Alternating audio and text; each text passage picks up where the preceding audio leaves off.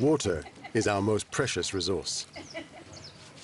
But where it comes from varies from place to place, and having enough water to use is one of our biggest challenges.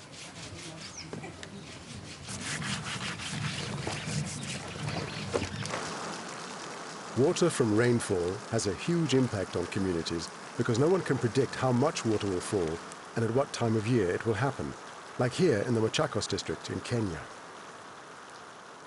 76% of the area, of Machakos area, is within the arid and semi-arid lands, and this receives around 500 millimeters or sometimes less annual rainfall within the year.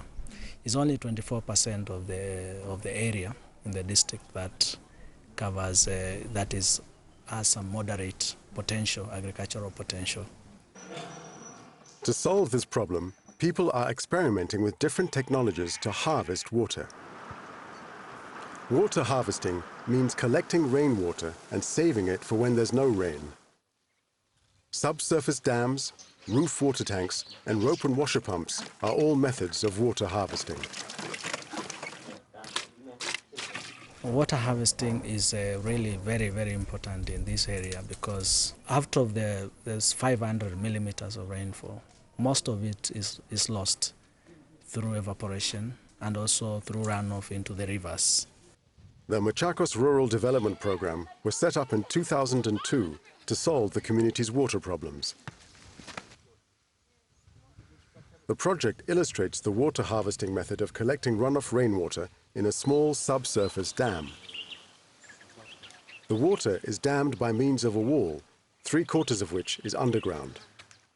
The main problem which was actually striking the community was a lack of water. Initially, this stream was a dry stream. All the water used to go away as runoff to other rivers down across like the river. And the community was left without water. So we came up with the subsurface water dams to stop the runoff. And we stopped using the taking dams, the subsurface water dams, to stop this runoff so that this water can be retained in the community. This example of water harvesting has had a huge effect on the lives of the Machakos community. The community can use this water for drinking, which actually will save them from going the 30 kilometers they used to go to fetch water in the river. And this actually has changed even the lifestyle. And now when we came up with the subsurface dams and we stopped the water here in the community, now the cows are not dying anymore. And actually now the economic activity has changed from sale of skins and hides of animals which have died, actually to production of horticulture. People used to go without water. They never used to bath because fetching water from 30 kilometers to come and bath here, it was an issue. And now the community has actually drastically changed. Now the people are very happy about the dam because now they have water in plenty. We've seen people growing vegetables, producing tomatoes, and selling them among their people, I mean, among the local markets. So we've seen the rural economies growing out of this rainwater harvesting. By increasing the water supply, the Machakos small subsurface dam now supports the needs of 150 families. But there are other harvesting techniques that can be applied to smaller communities. Margaret Ondiegi harvests water in 2 ways.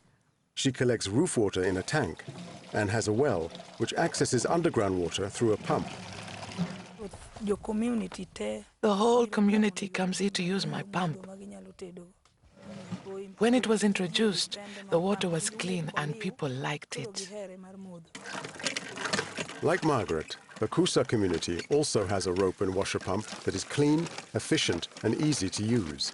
This pump is becoming increasingly popular as people move away from the traditional rope and bucket method, which was also unhygienic. When water is used, the rope is used to withdraw the water from the well. Always the rope will extend to the periphery. So in the process, even animals come and graze, they drink, they can even leave their dung and other things. So when the rope touches this dung and again it is taken back to the well, it can be a source of contamination. Also the rope itself, it wears out. And then when it wears out, is made of a plant, so it will decompose in the well. Now, the new synthetic rope is enclosed within a pipe leading directly to the water below. The Kusa community provides a good example of how water harvesting for domestic use can really make a difference. The community members were very positive when it was introduced. So what they did, they were very ready to provide the locally available materials.